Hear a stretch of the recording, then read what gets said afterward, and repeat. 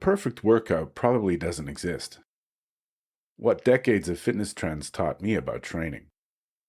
One of the stranger things about spending years in the gym is watching fitness trends come and go.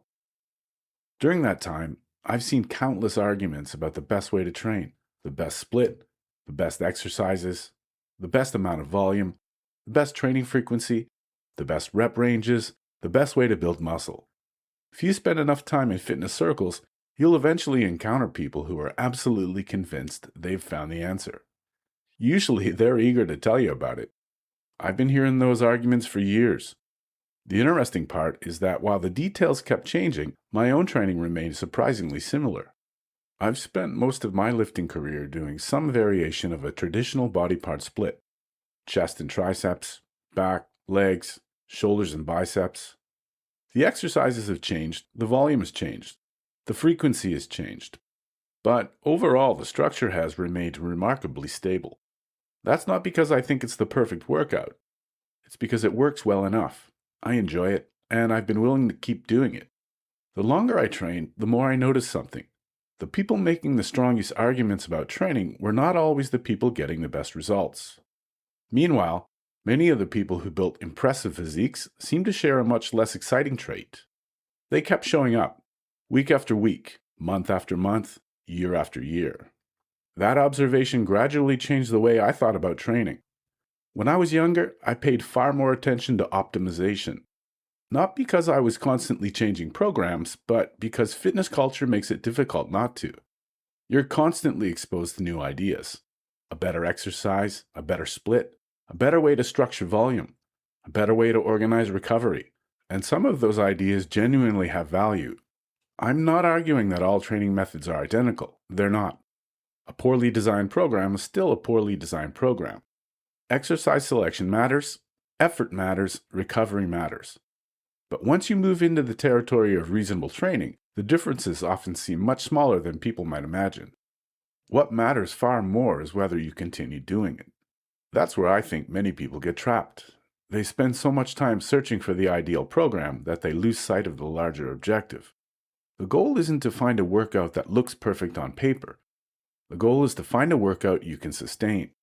Because sustainability creates consistency, and consistency creates results.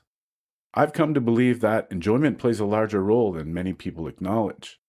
If you genuinely dislike a training style, you're probably not going to stick with it, at least not for very long.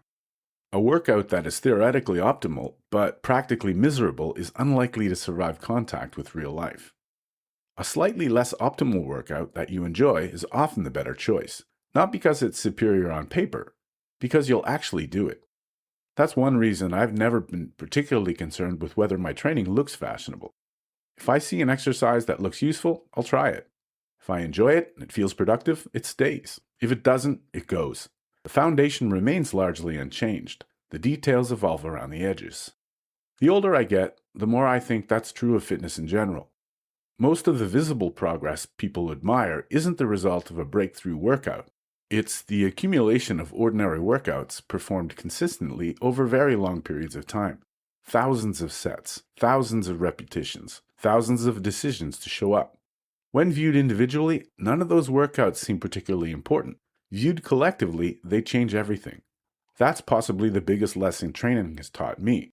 Not that there's one perfect way to build a physique, but that almost any reasonable approach can work if you're willing to stay with it long enough. Fitness culture often focuses on the details. The perfect exercise, the perfect split, the perfect program.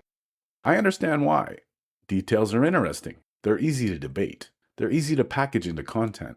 What's harder to package is the truth that progress is usually built through repetition. The same basic movements, the same habits, the same routine. Repeated often enough that the results eventually become visible. After enough years in the gym, I've become increasingly skeptical of anyone claiming they've discovered the perfect workout. The evidence seems to point somewhere else. The people who make the most progress are rarely the people with the perfect program. They're usually the people who found a reasonable one and simply kept going. Thank you for listening. If you enjoyed this, please consider liking and subscribing. Or support the project on Buy Me a Coffee.